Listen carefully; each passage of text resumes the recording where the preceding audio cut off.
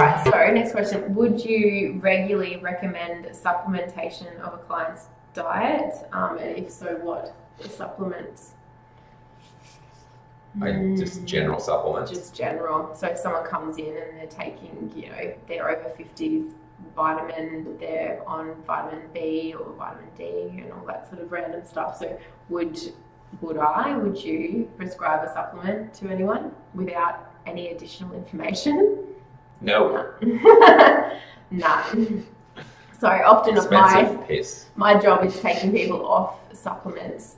Yes. There's other issues around that too, because a lot of tests that we have access to, they're not extremely reliable when they're measuring someone's deficiency or their excess status. So there's lots of ways you can test micronutrients, be it in the urine, the blood, and the serum, hair analysis, all the above.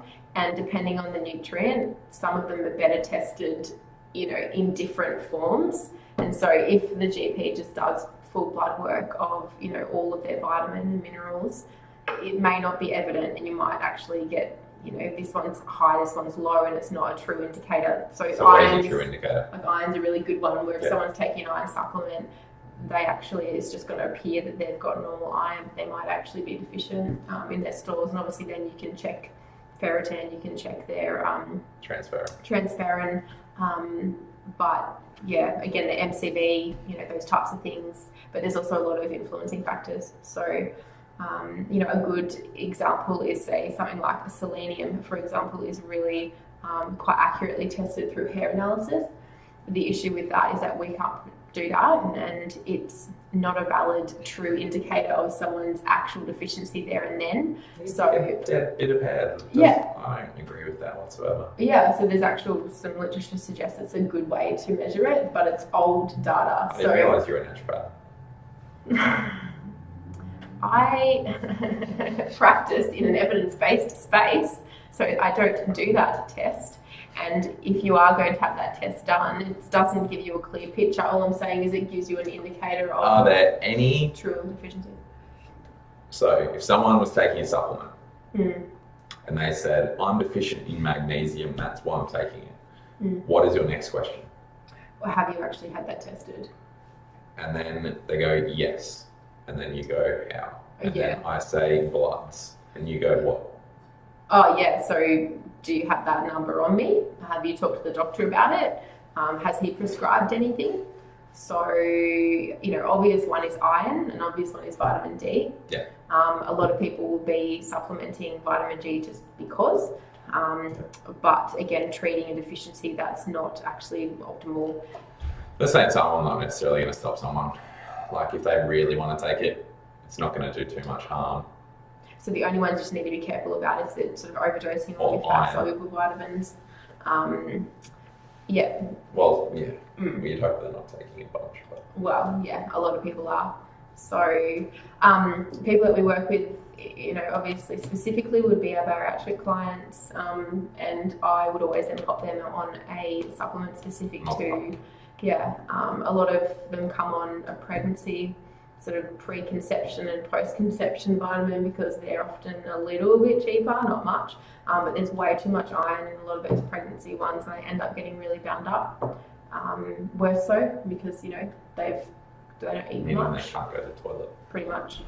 And iron is influenced by the absorption, so it doesn't matter whether you've got a heap of it in a supplement, you're only going to absorb this much through the gut, and so the rest contributes to you being constipated. Now obviously not everybody gets constipated, but be really careful with iron supplementation because people are really intolerant to iron in large loads, so you're better off to actually go a lower end of the spectrum. Do you supplement omega-3s? Fish oil? Yeah, so I have done in the past. If someone's presenting with high triglycerides, I do so regularly. Yeah. And there's good evidence behind that. Yeah. That would be the only time if they're coming to me with blood work or they've told me in the past that they've been deficient in this, but then they never actually went on any medication for it. again, if that was 6 to 12 months ago, I don't care. I probably go, you probably need to go and get that retested and see where it's at before I say, look, go and take a B12, go and get your folate levels tested, etc. How often do you, like in terms of a multivitamin, other than bariatric clients, how often would you recommend a multivitamin? Nah, never. I would always try and optimize their diet first. So look at some key nutrients in their diet, maybe put it through software. If they were just like, no, I want to take it. Fine, I don't care. Take it. That's okay. Same. Yeah, it's just like to save you money. You don't need to do it. You're eating all of this. But look, a lot of people find that they do get a placebo effect from taking anything. Yeah, that's what I mean. If they're passionate about it, like, yeah. I want to take it. It's like, well, if you take it away, they're probably going to think that what you've done is wrong. So let them have it, and then they go, oh yeah, I feel amazing.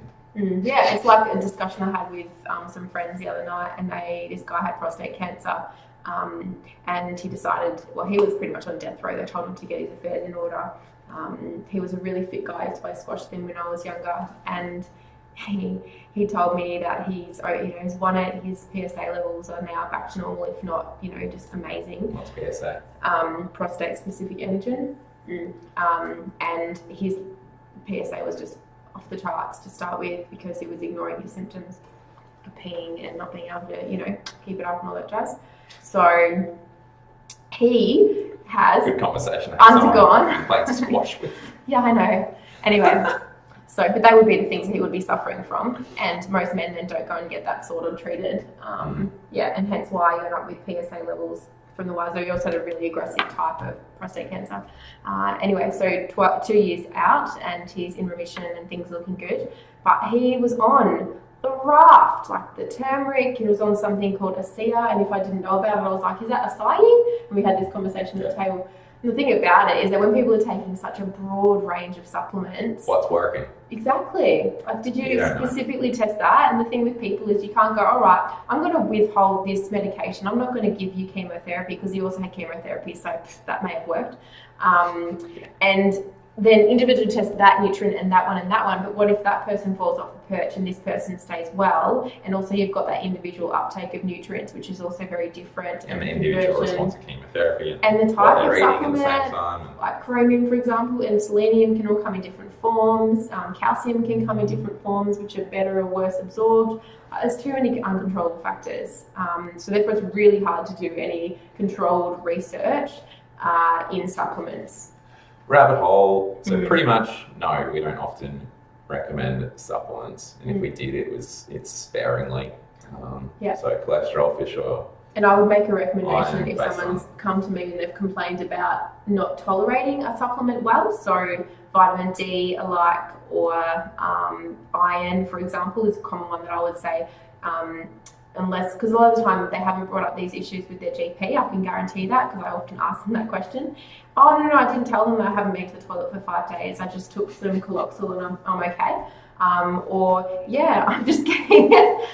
Or this vitamin D supplement is painful, it gives me pain, or I forget to take it. And if someone's got instilled osteoporosis, actually you can get an injection for iron, you can also get an injection for vitamin D. B12. And all the above, which improves the absorption, decreases the risk of someone not taking it. So that I would recommend back to the GP. Have you considered all this person's, telling me that they've got issues with the tolerance to medication? And then in terms of sport and athletes, nope, not often. We've already covered this a little bit in that getting jacked. Link, or there, or video, or down there. But so no, not often. But if I did, then there's common ones that I would do based on that person and their sport and their goals and their level of performance, their level of training, their level of sport, whether it's elite or sub-amateur. So all very variable, all individual, but yes, I will recommend it for the right people, but it's always food first, tick all those boxes, and then again, like Peter was saying about what supplements work, it's just like, or if you did it, you don't go and just go, all right, now I'm going to get you to have 5 different supplements all at once, because you don't know which one's actually going to make them feel better. If they come back, oh yeah, I'm going, but they're spending $100 a month on subs, it's just like, well... I was talking to one of the practitioners yesterday actually about this because there's research coming out all the time. Chromium, cinnamon, all that sort of stuff for diabetes and glucose control. And the question was, oh, well, how much? And, do you just put them on it? I'm like, well, no, you have to see if if they've got any of this deficiency to start with, and if their diet is not adequate, you wouldn't just go have that. Again, it's not really our scope either, but there's a decent textbooks because there's a bit of WhatsApp conversation with our team lately about that. And so I think there's a good evidence-based one on herbs and supplements. It's a good textbook. Yeah. Like complementary medicines. Yeah. And alternative therapies. Yeah, and it's good to have an understanding at least to be able to then rebut any ridiculous claims like turmeric, for example, which is huge at the moment. There's nothing to suggest that it's supposed to be treating disease either.